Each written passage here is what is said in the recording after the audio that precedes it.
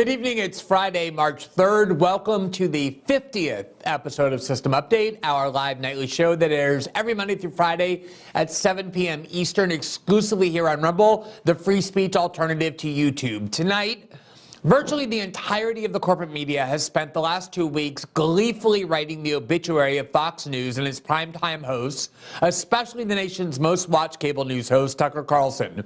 They have constructed a narrative which, if true, would be indisputably crippling, if not permanently destructive to their journalistic credibility. Namely, they claim, these Fox hosts in the weeks following the 2020 election were promoting and endorsing Trump's accusation that he lost due to widespread voting machine fraud, all while these same hosts in private were ridiculing these same claims and admitting they found them baseless and ridiculous. But is there truth to this narrative, one which, incidentally, is based entirely on a legal brief filed by the lawyers for the voting machine company Dominion that is suing Fox News, a legal brief that Fox News is yet to answer? That this narrative has been proven is virtually gospel among American liberals. As usual, these corporate media outlets, along with Democratic Party leaders, are marching in total lockstep, and none has aired any skepticism or questioning of this accusatory framework, let alone give airtime to anyone challenging it. So we will examine these accusations in depth, evaluate the evidence offered for them, and assess whether they have indeed been proven true.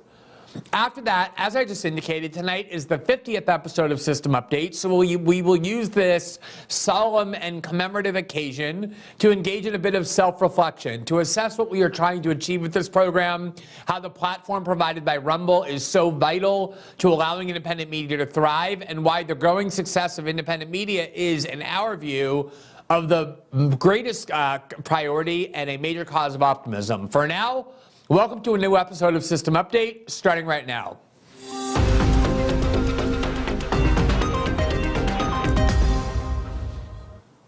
If it were your goal to destroy a journalist's reputation, it's hard to imagine anything more effective than being able to prove that they publicly affirmed facts which, in private, they admitted they did not actually believe. If you could show that a journalist was privately mocking a theory which on their own shows they were pretending to believe, then it's almost impossible to imagine how that journalist could retain any credibility.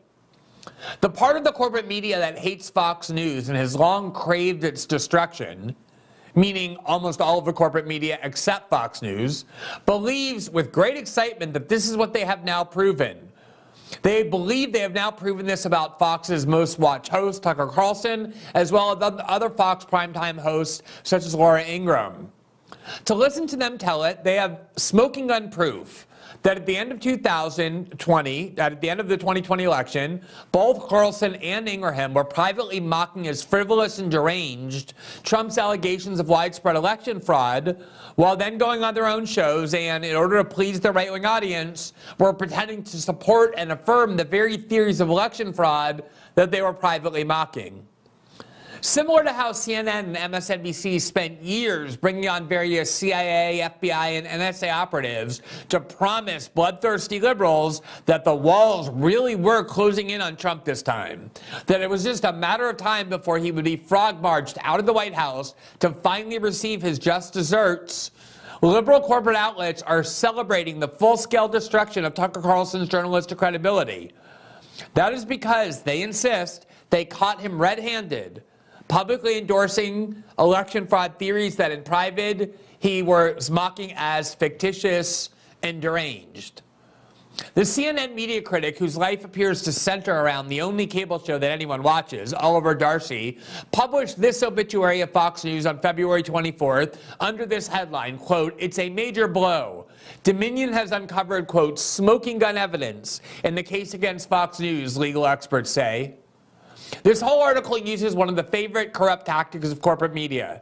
They handpick so-called experts whom they know share their political worldview and ideology, and then quote them and only them saying what they themselves really believe. Also that they can maintain the pretense that they're really just nonpartisan objective reporters who, in a great stroke of luck, randomly chose experts to quote who all happen to agree with them.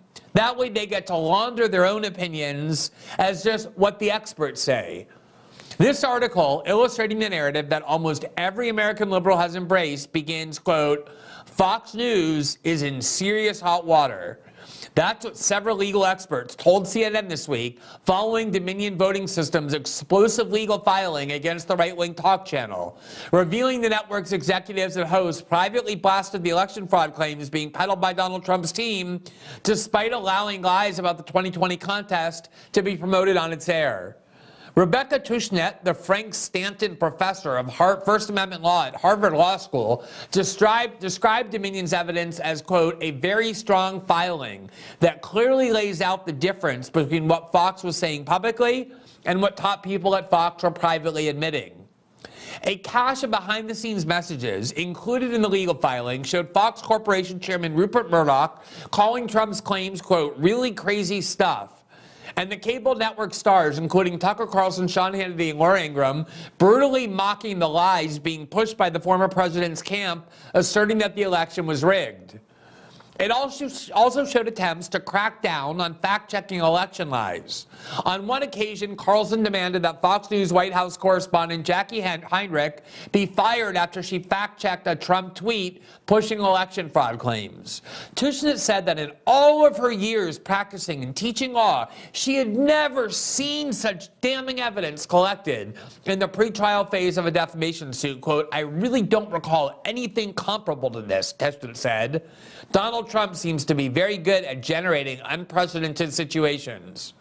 Now, I'm sure that this First Amendment law professor at Harvard Law School, who is saying all of that, including that Donald Trump is very, very good at creating unprecedented situations, is just a very nonpartisan and ideological-free First Amendment expert who just so happens to be telling CNN what they most want to hear, namely that this is the most devastating defamation case she's ever seen in her very long life as being a First Amendment expert. Congress's most brazen pathological liar, California Democrat Adam Schiff, removed from his seat on the House Intelligence Committee for exactly that attribute, explicitly accused Tucker Carlson of endorsing the voting fraud claims while privately repudiating them. Quote, "Weak men peddle false election lies while privately dismissing them as absurd. Weak men use fear and hate to motivate their followers. Weak men value money and notoriety over truth and decency. Tucker Carlson is a weak, weak man." On Wednesday, the two leading Democrats in the Congress, Senator Majority Leader Chuck Schumer and House Minority Leader Hakeem Jeffries, did something infinitely worse and more dangerous than anything they're accusing Fox of doing. Namely, they wrote a letter to Fox executives full with demands about what Fox News must now say and do. That senior political leaders in Washington are now issuing orders to media outlets of this kind did not, needless to say, bother many employees of media corporations. After all, if they're not bothered by the FBI and the CIA dictating to big tech what should and should not be permitted on the internet, then of course they are not going to be bothered by decrees from political officials about what media outlets must say. But the letter from these Democratic leaders also repeated the same central allegation, namely that Fox primetime host endorsed the election fraud claims of Trump despite admitting they were false. Quote, "Dear Mr. Rupert Murdoch et al., as noted in your deposition released yesterday, Tucker Carlson, Sean Hannity, Laura Ingraham, and other Fox News personalities knowingly, repeatedly, and dangerously endorsed and promoted the big lie that Donald Trump won the 2020 presidential election. We demand that you direct Tucker Carlson and other hosts on your network to stop spreading false election narratives and admit on the air that they were wrong to engage in such negligent behavior. As evidenced by the January 6th insurrection, spreading this false propaganda could not only embolden supporters of the big lie to engage in further acts of political violence, but also deeply and broadly weakens faith in our democracy and hurts our country in countless ways."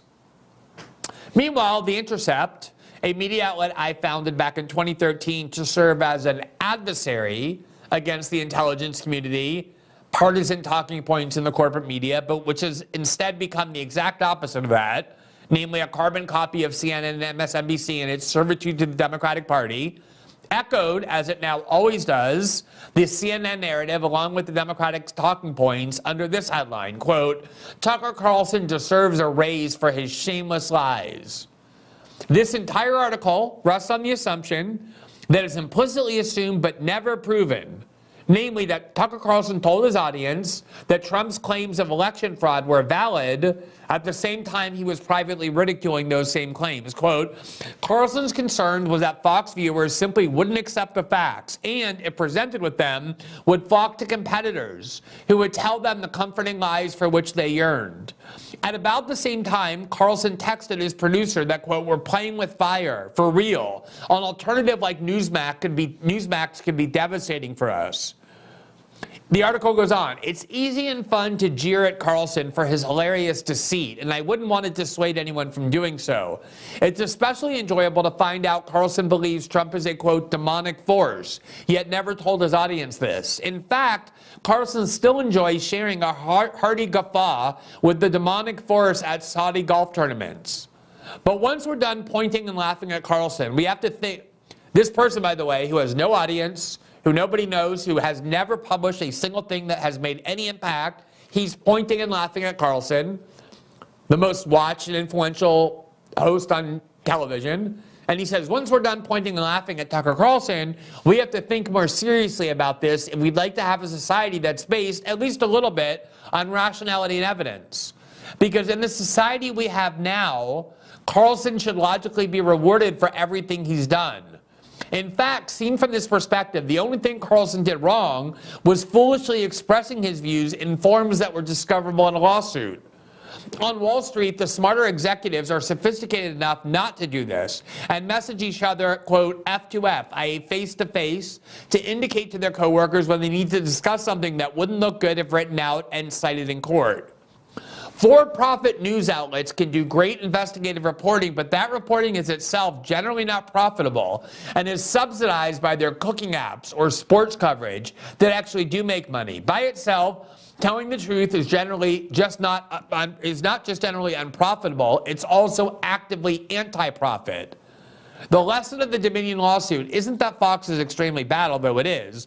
It's that to have a news system that works, we have to take profit out of the equation. Now, leave aside the nauseating irony that all of these lectures about truth are coming from people who work at media outlets, including The Intercept, that spread lies on a daily basis. They're all the same outlets, for example, that told Americans, because the CIA told them to, that the Hunter Biden laptop was Russian disinformation so that everybody would ignore the reporting about Joe Biden before the election and vote for Joe Biden instead.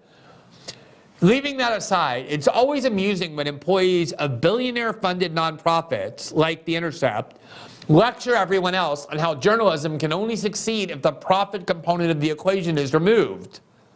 It is true that dependence on corporate advertisers can place pressure on journalists not to alienate their audience.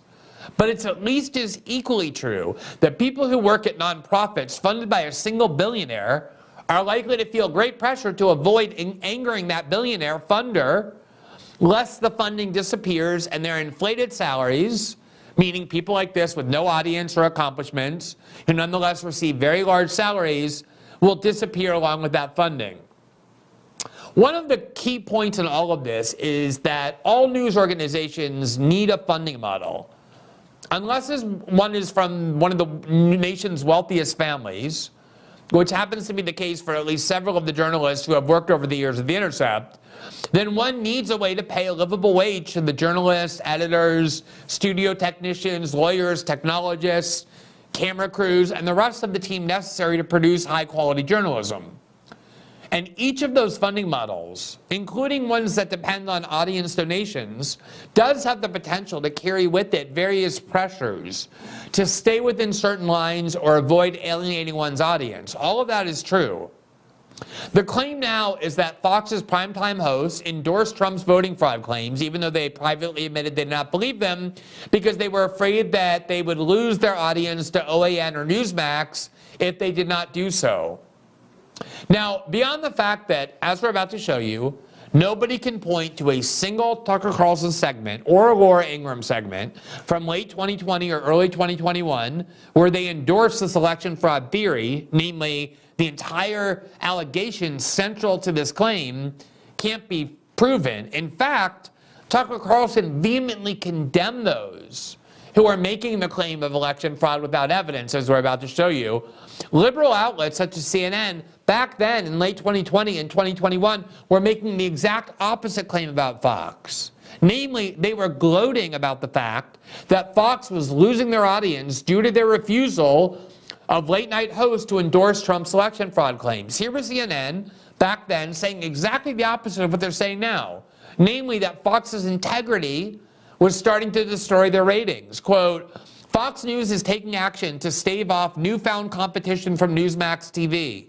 Producers on some Fox programs have been told to monitor Newsmax's guest bookings and throw some sand in Newsmax's gears by encouraging guests to appear on both channels to stop saying yes to the upstart. Up until Election Day, Newsmax barely had a pulse on Nielsen's TV ratings reports, which showed that the channel only averaged 34,000 viewers at any given time in August and September.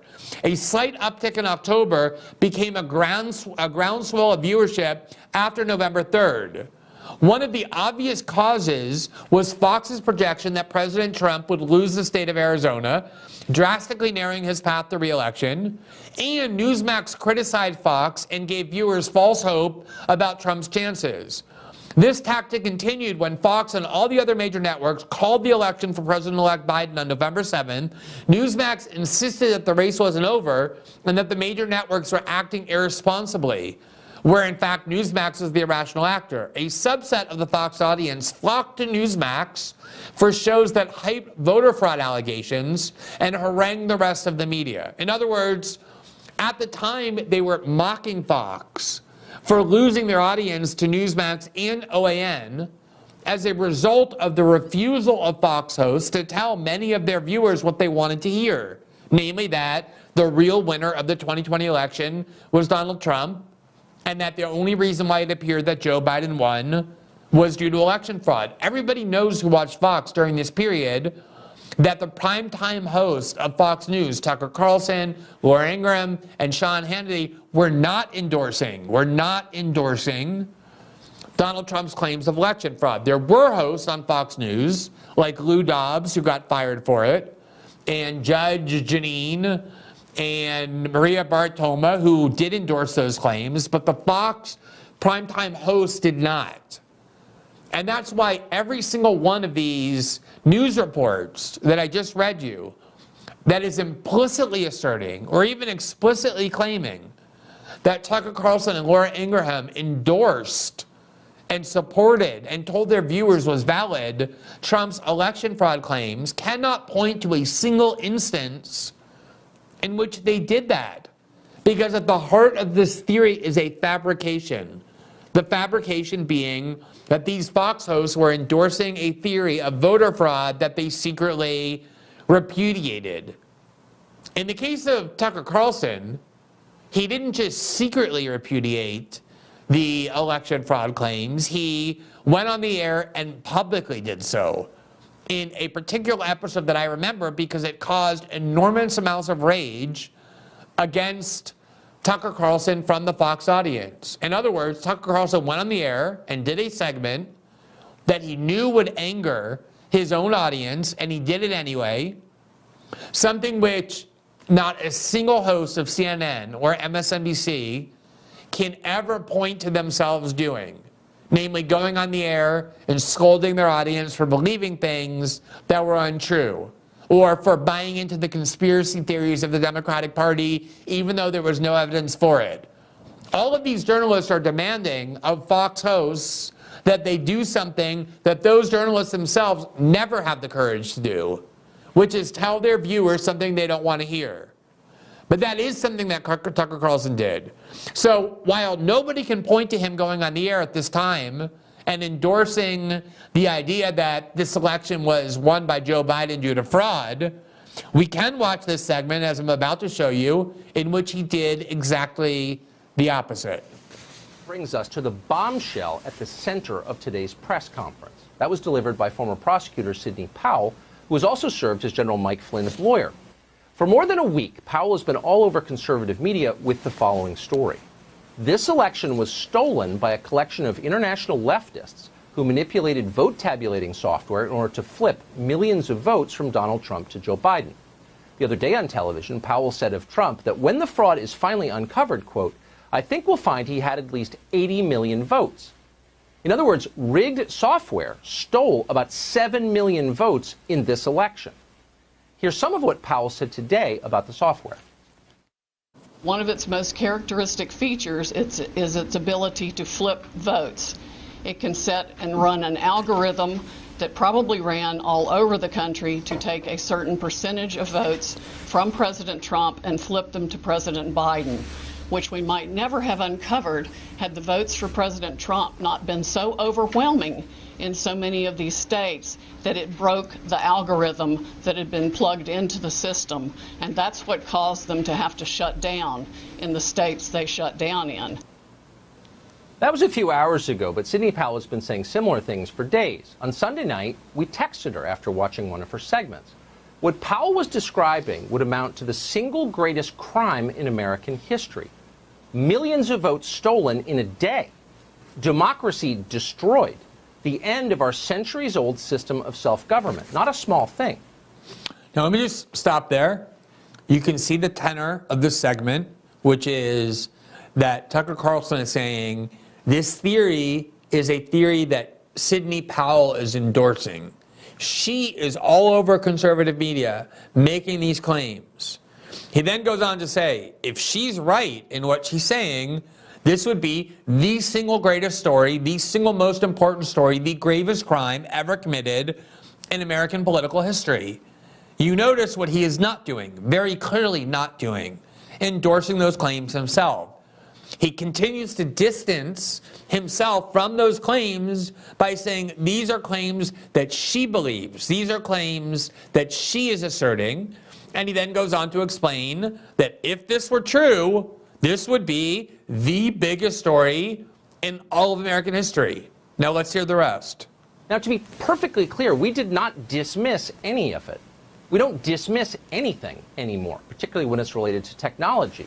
We've talked to too many Silicon Valley whistleblowers. We've seen too much. After 4 years, this may be the single most open-minded show on television. We literally do UFO segments, not because we're crazy or had even been interested in the subject, but because there is evidence that UFOs are real and everyone lies about it. There's evidence that a lot of things that responsible people used to dismiss out of hand as ridiculous are in fact real. And we don't care who mocks it. The louder the Yale Political Science Department and the staff of the Atlantic magazine scream, "conspiracy theory," the more interested we tend to be. That's usually a sign you're over the target. A lot of people with impressive sounding credentials in this country are frauds. They have no idea what they're doing. They're children posing as authorities, and when they're caught, they lie and then they blame you for it. We see that every day. It's the central theme of this show and will continue to be. So that's a long way of saying we took Sidney Powell seriously. We had no intention of fighting with her. We've always respected her work. We simply wanted to see the details. How could you not want to see them? So we invited Sidney Powell on the show. We would have given her the whole hour. We would have given her the entire week, actually, and listened quietly the whole time at rapt attention. That's a big story. But she never sent us any evidence, despite a lot of requests, polite requests, not a page. When we kept pressing, she got angry and told us to stop contacting her. When we checked with others around the Trump campaign, people in positions of authority, they told us Powell has never given them any evidence either, nor did she provide any today at the press conference. Powell did say that electronic voting is dangerous, and she's right. We're with her there. But she never demonstrated that a single actual vote was moved illegitimately by software from one candidate to another. Okay. He just got done saying over and over and over that not only did Sidney Powell refuse to provide evidence in support of her theory that Donald Trump is the real winner of the election and Biden won only because millions of votes had been switched, he told his audience she has never provided that evidence to anyone. He said, we would love to have her on our show. We would give her the entire night, in fact, the entire week, because if she has evidence, we would want to hear it. But clearly, she doesn't have that evidence because she refuses to show it to anybody when asked. Now, I'm going to show you the last 51 seconds of this segment. But this was at the peak of this controversy. It was November 19th, 2.5 weeks after the election, while Trump was going around every day accusing the Biden campaign of having stolen the election through voting fraud and using Sidney Powell as the primary spokesperson for that theory. I'm asking you to leave aside for the moment your view of whether or not this is true or not. That's not relevant for the current moment. What I am instead interrogating is whether or not the narrative that has been universally adopted by the media, that Tucker Carlson has no journalistic credibility, because while he was privately expressing skepticism about the voting election theory, the voting fraud theory, he went on his show and endorsed it. I'm asking you to look at what he actually said and ask yourself if that is even viable. If anybody who has an iota of integrity could actually maintain that claim, that Tucker Carlson went on the air and told his viewers that the election fraud theory was true, when I just showed you 3 minutes of him carefully, though emphatically, doing exactly the opposite, making clear that there's no evidence at all for that claim. Let's watch the rest. Not one. So why are we telling you this?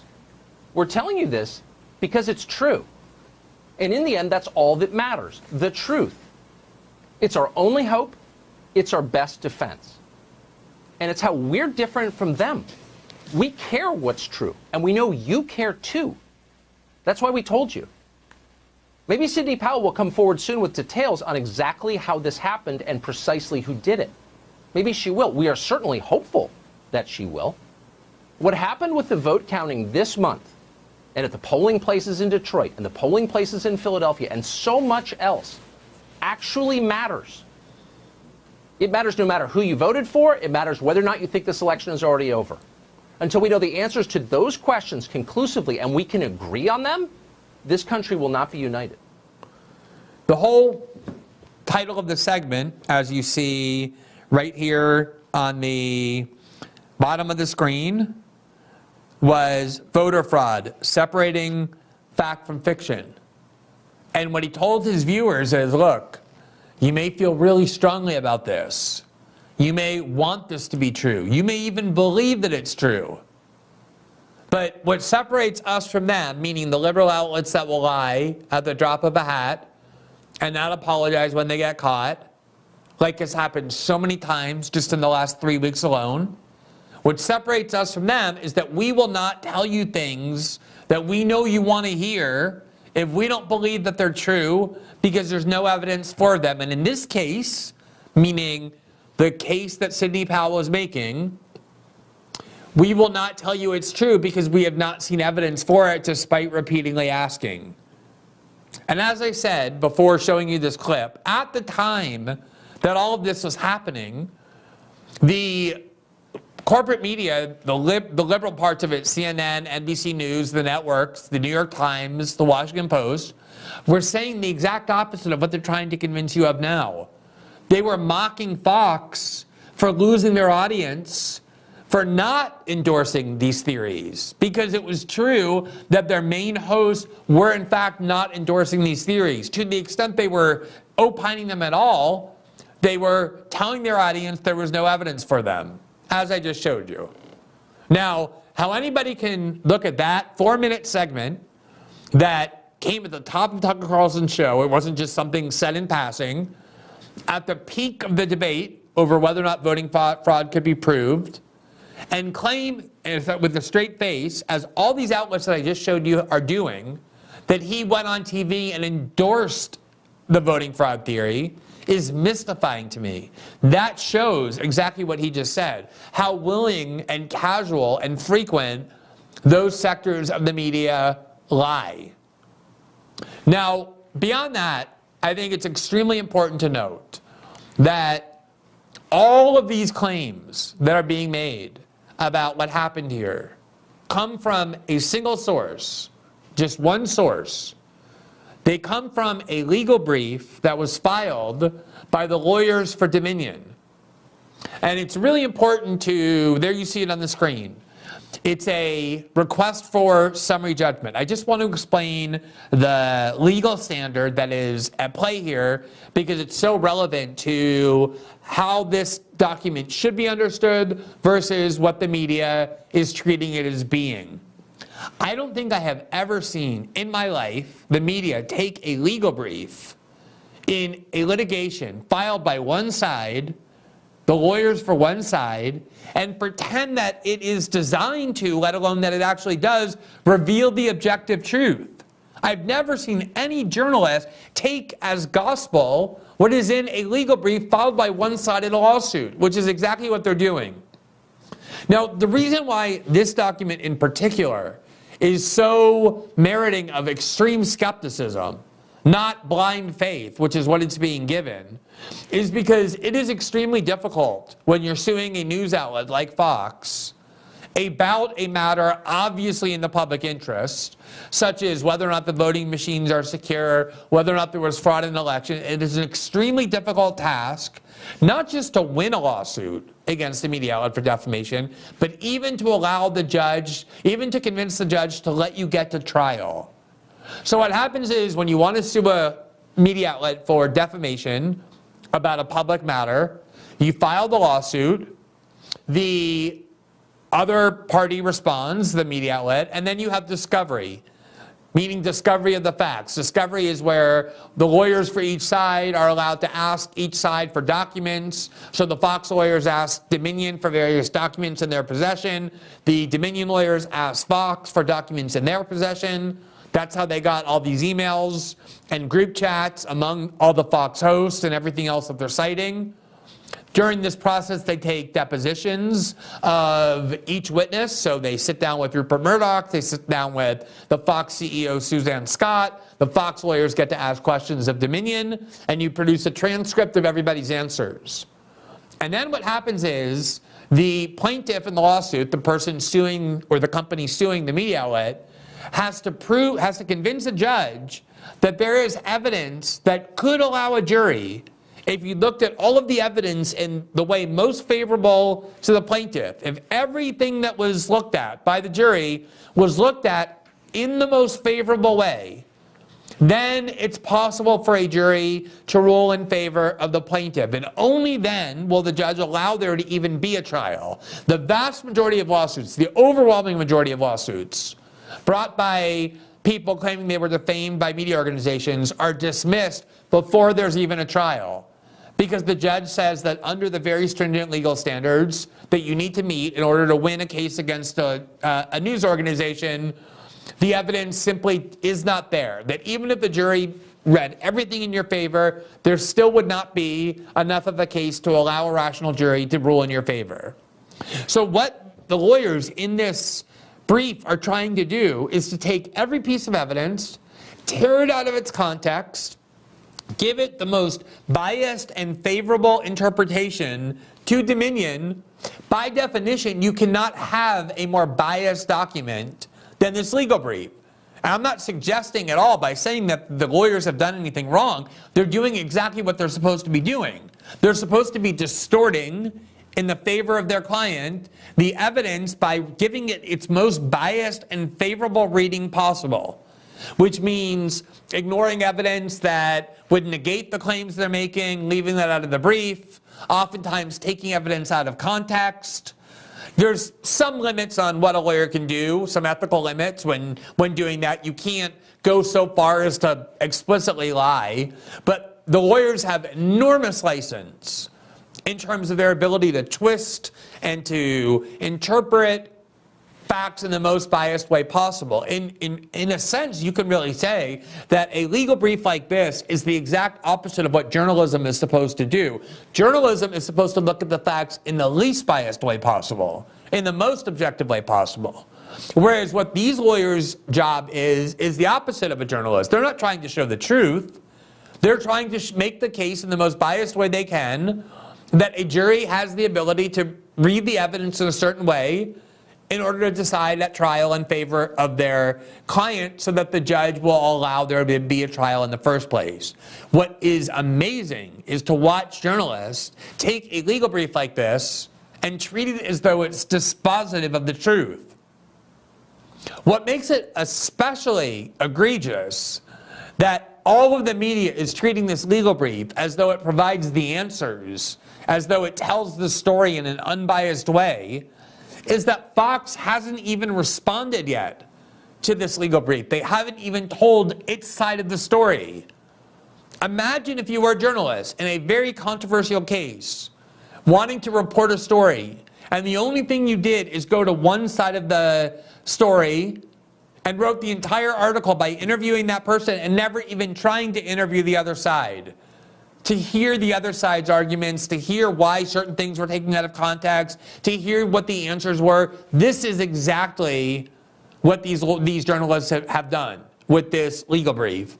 And as I just showed you, in so many ways, what they are actually doing is distorting the evidence, including on the central claim that the Fox host, who they want to destroy most, namely the primetime host, endorsed that theory. In fact, if you look at the legal document, even if you look at the one that the whole thing is based on, you will find that what's in the document contradicts in the most fundamental way the story the media is telling you.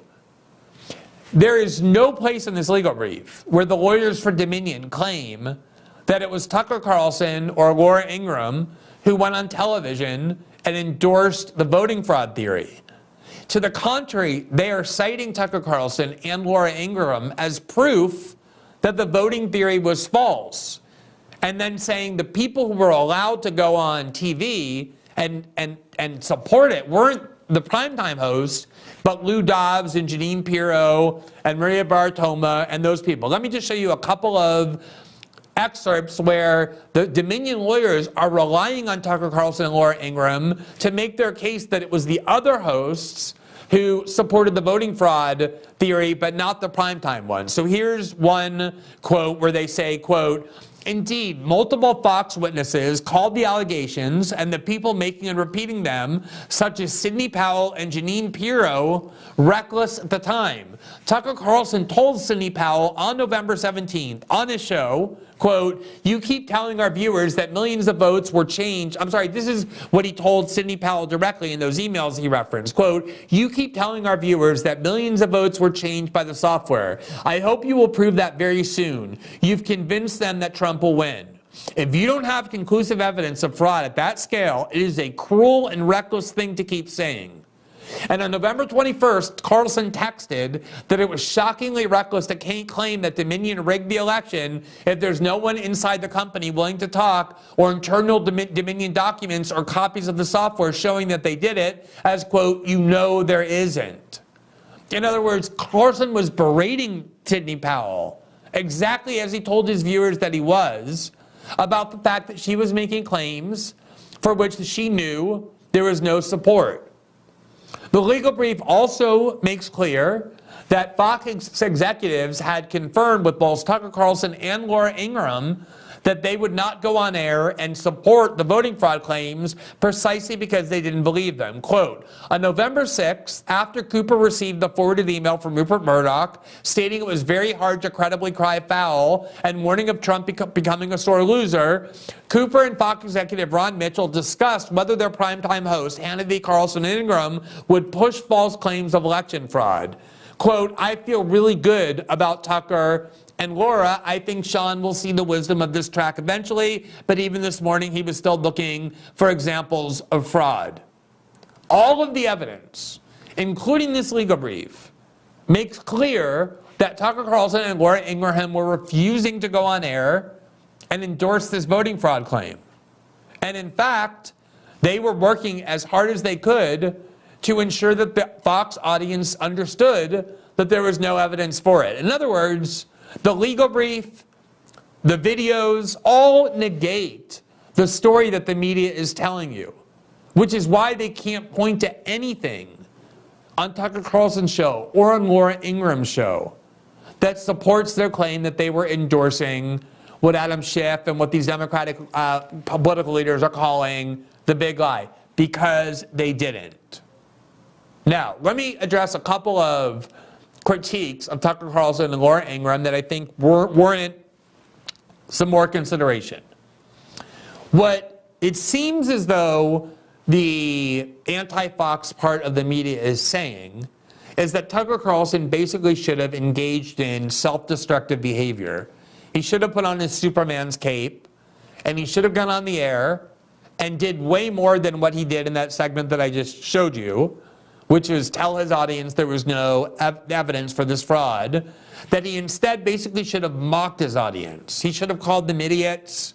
He should have told them they were stupid, that they were believing a deranged theory, that essentially he should have destroyed his relationship with his Fox audience by using language that he was using in private, instead of using language a bit more respectful of that audience. Now, let me ask again, when is even a single time, just even once, that any member of CNN or of NBC News or CBS or ABC was willing to do what they seem to be insisting Tucker Carlson should have done, which is go on the air and tell their audience that they're all a bunch of idiots who have been convinced of insane conspiracy theories? I suppose if you really hold up somebody as this kind of Superman figure and demand that they act as such, you can make the claim that what he did in that segment that I showed you wasn't enough. He should have really assaulted his audience. But that is bizarre to demand of Fox hosts if you can't show that you've been willing to do that yourself. The reality is that the hardest thing for a journalist to do, sometimes if you have integrity, you have to do it. But I'm speaking from experience. The hardest thing for a journalist to do is have to go and tell their audience things that they know their audience doesn't want to hear and does not believe. And when you go and do that, as I've done many times, as I'm about to show you, the effective way to do that is not by going and telling your audience that they're all a bunch of idiots or deranged maniacs, but to show the audience, your viewers, your readers, that you have respect for their views, that you understand why they've reached that conclusion, but you nonetheless are here to convince them through evidence that what they believe is misguided and wrong. One of the times I've done that, I've done this many times on this show, for example. I have many times, for example, expressed my support for narratives that I knew this audience did not believe. I did a whole segment once on why Lula was not a communist and why I didn't think he won due to voting fraud, even though I knew a lot of my audience believed that was true. I've oftentimes criticized the right for essentially using manipulated claims of anti-Semitism to shut down debate over Israel, much like the left uses racism accusations to shut down debate, even though I know a lot of my audience doesn't want to hear that.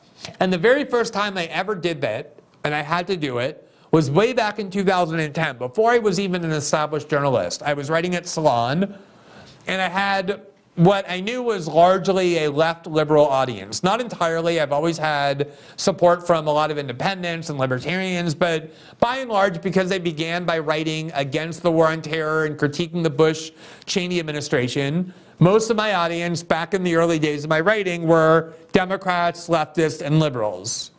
And in 2010, the Supreme Court had issued its ruling in Citizens United by a 5-4 ruling that held that certain laws of financial regulation of campaign spending finance laws was unconstitutional on First Amendment grounds.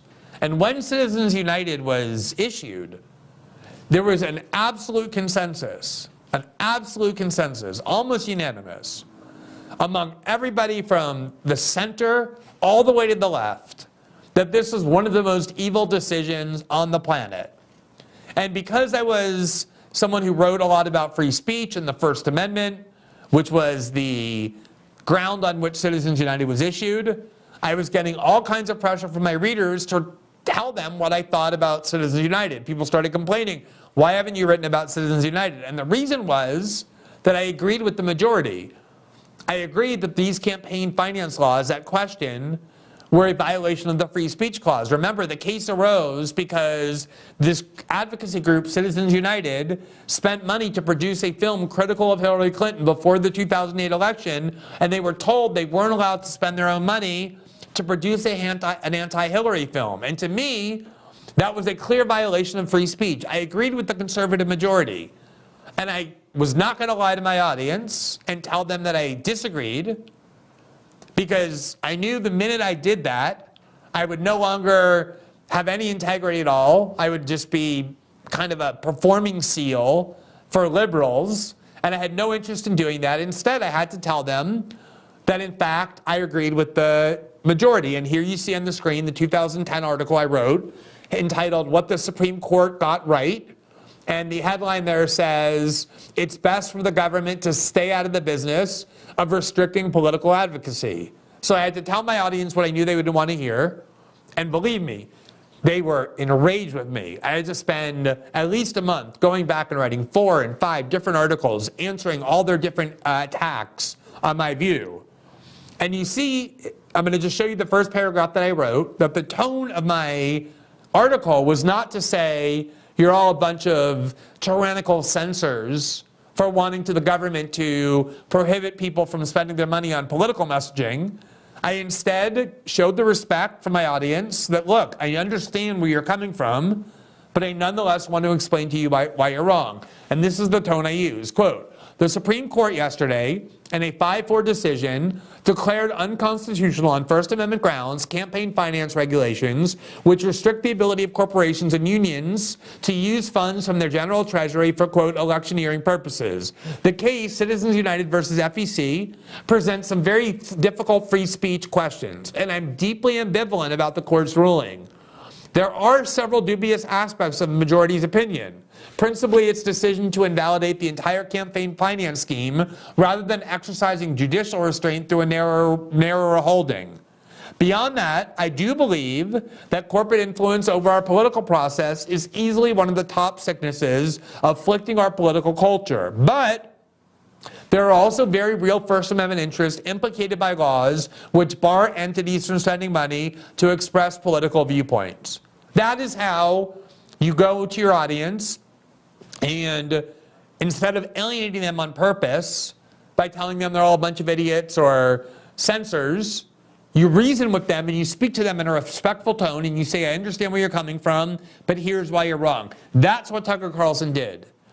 And as I said, he could have gone on in a much more aggressive way and essentially destroyed forever his relationship with his audience. I understand why CNN and MSNBC wanted him to do that. They've been jealous for years of the fact that Fox has a gigantic audience and they have none. They would love for the Fox hosts to burn down their relationship with their audience. But they're demanding something of him that they never would have done themselves, and that wouldn't have been smart to do anyway. Now, the one critique that I think people have made of Tucker Carlson in this entire controversy that merits an answer that we don't yet have is an email where he seemed to suggest that the White House correspondent Jackie Heinrich should be fired for having fact-checked a Donald Trump tweet. And I want to ask you, any of you who believe that there is validity to this criticism, what is Tucker Carlson's answer to that critique? What is Fox News' explanation for what it is that he's saying in that email? You don't know the answer. You don't know the explanation. Because again, Fox News hasn't even responded to this legal brief yet. This legal brief where lawyers are not only entitled, but often do take things wildly out of context. And if you really dig deep into that email, and I'm not trying here to be a lawyer for Tucker Carlson, maybe what he said in the heat of the moment deserves a lot of criticism. We'll find out once we hear all the explanations.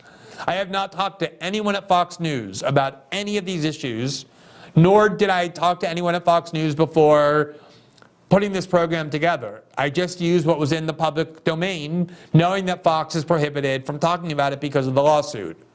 But if you look deep into those emails, what you will find is that what Fox hosts were concerned about was not that Jackie Heinrich and other Fox reporters were fact-checking Trump's claim of election fraud as lacking evidence. As I just showed you, Tucker Carlson himself was doing the same thing. So anyone who's going to claim that Tucker Carlson wanted Jackie Heinrich fired because she pointed out that there was no evidence to Trump's election fraud claim would have to reconcile that accusation with the fact that Tucker Carlson went on his own show and did exactly the same thing. What they were concerned about was that the tweet she chose to fact check from Trump was a tweet in which Trump implied inaccurately that Fox primetime host supported his election fraud theory.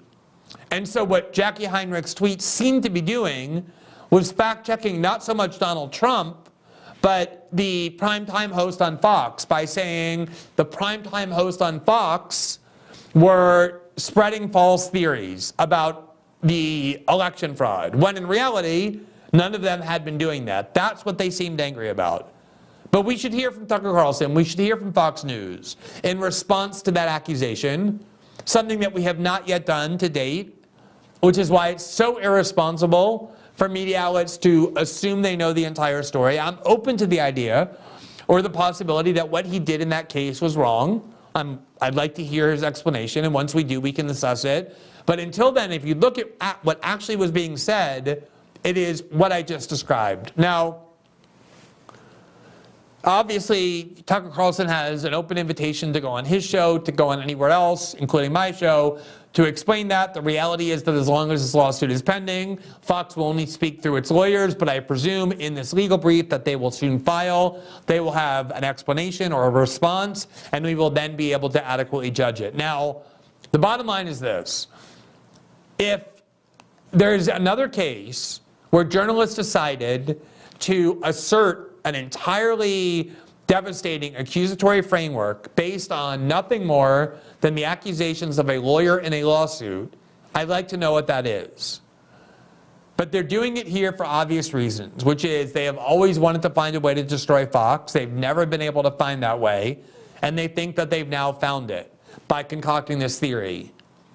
The problem is that the theory, in order for it to work, requires them to prove something that is blatantly untrue, which is that the Fox hosts themselves, the primetime ones, went on the air and told their viewers that Trump lost only because of voting fraud.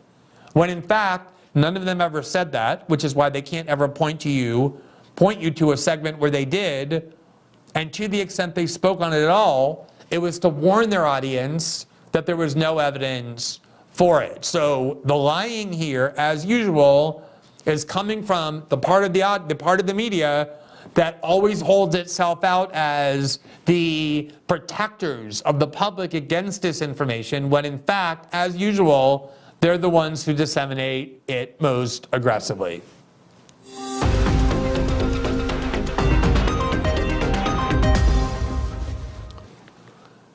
So to conclude our show, as I indicated at the top, this is the 50th episode of System Update, which I have to say may not seem like a huge and incredible number to you, but having been the person who was working with my team every day to put it together, it's been really quite a kind of an adventure to have to figure out from scratch what it is that we want to do with this show, what we hope to accomplish, and figure out the best way to do it. And I just wanted to take this moment to reflect a little bit on how the show has grown very rapidly beyond all of our wildest expectations, and the way in which Rumble has become so crucial, not only to the ability of our show to reach a large audience, but the ability of so much in independent media to be able to do so without really any constraints of any kind. We on our show have already created an audience size that every single night exceeds 250,000 people watching in various ways, which is starting to approach what the corporate media shows on primetime at CNN and MSNBC are able to attract for people under 65, despite the fact that we're only 2 months old, that we have no large corporation behind us supporting us, that we rely entirely on ourselves and on our audience to promote our show. And that has become incredibly encouraging. There are shows like Russell Brand's program that airs daily as well, that has been around for a few months longer than ours, that has an audience size even larger. And I just want to show you some data that I think is incredibly encouraging about the future of independent media and the ability of Rumble to really foster it. Here, for example, from a Pew Research poll in May of 2022, which is now 8 months ago, the numbers have almost certainly grown.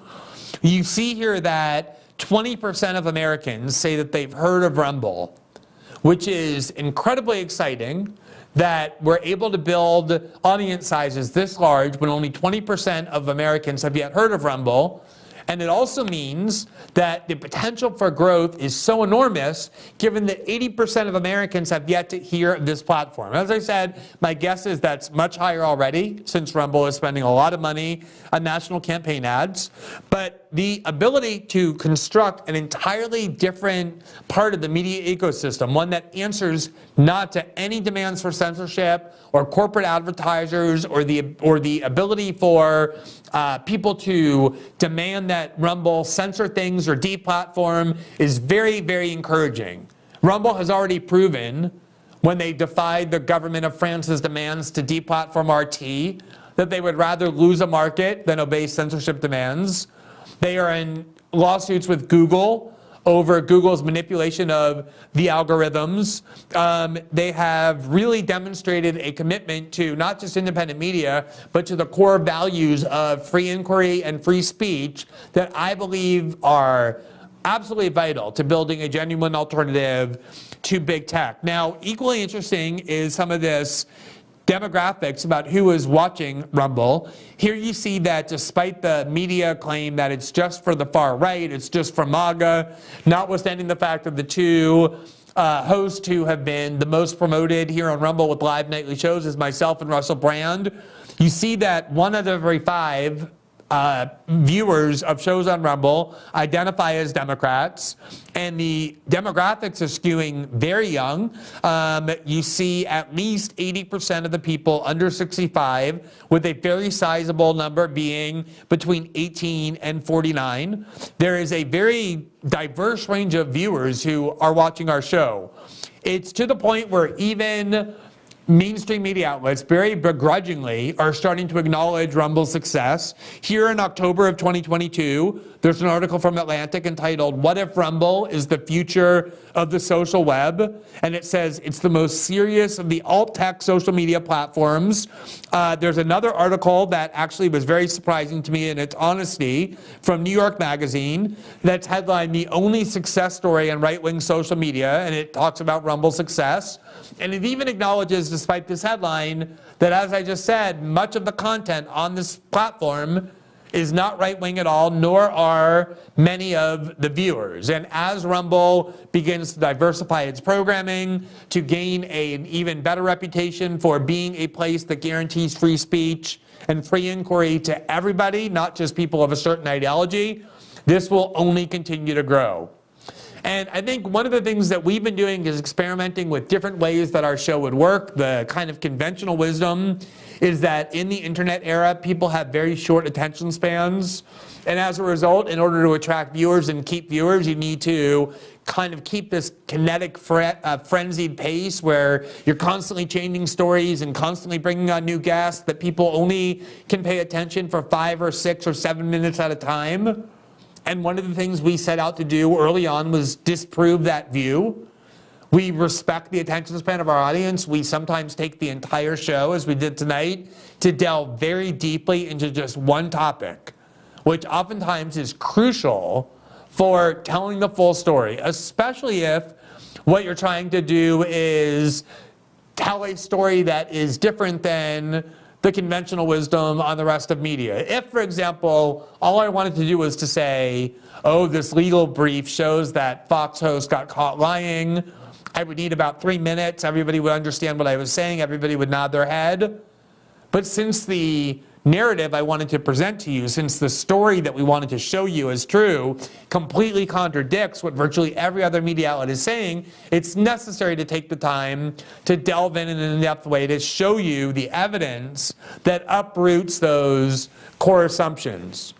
It's very similar to when I began writing about politics in 2005, as blogs were starting to really emerge. The conventional wisdom back then was the only way to attract an audience was if you spoke in 1 or 2 sentence blog posts. They had to be this short, and you had to constantly post 20 or 25 a day, changing topics at all times, or else the people wouldn't want to read them.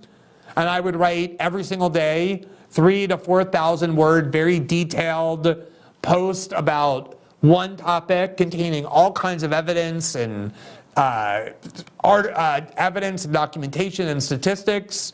And all that happened is my audience size continued to grow. Because I really believe, and I've always believed, that there is a real appetite for actual journalism. It is true that if you're just feeding people superficial tripe, if you're just talking about the news gossip of the day, people don't want to hear much of that. They're willing to give you 3 or 4 minutes of a trivial topic. But if you're creating a show that has a high enough quality, that is designed to inform people and to illuminate, not based on my assertions and my words, but with evidence, people are willing to give you their time because it is something nutritious and provocative and thought-provoking and ultimately real journalism. And so the fact that our audience size continues to grow, the more we continue to follow this format, is something that's very encouraging, and we expect, as I said early on, that within a year, we strongly believe that the audience size for our show, for the other shows that Rumble is investing in as a nightly live show, will have not just an audience similar to, but greater than the standard audience that the largest news corporations in the country have for their nightly shows that have been around for many years, and they have a much greater budget. We strongly believe we will soon equal and then surpass that audience size and continue to grow. This is the part of the media that is really thriving, the independent part of the media that operates with no constraints, that is not captive to any dogma, and that is not susceptible or vulnerable to censorship of every kind. So that continues to be the kind of mentality and driving framework of our show. We're thrilled that it has continued to work for the first 50 episodes, and we look really forward to continuing throughout the year in building the show even further.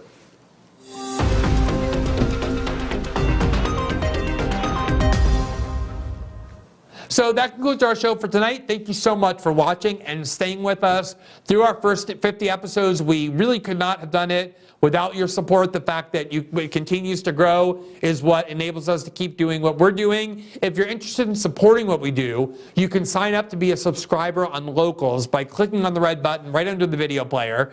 In addition to supporting the production of our show, you'll also have access to all of my written journalism, which is now appearing exclusively on the Locals platform. We provide transcripts of each show within 24 hours of their airing exclusively to our subscribers. And we also have our twice weekly exclusive after show where we take your questions, answer feedback and criticism, and essentially just interact with our audience. We will be back here on Monday at our usual 7 p.m. Eastern slot. I hope to see you then, and I hope you have a great evening. Have a great night, everybody.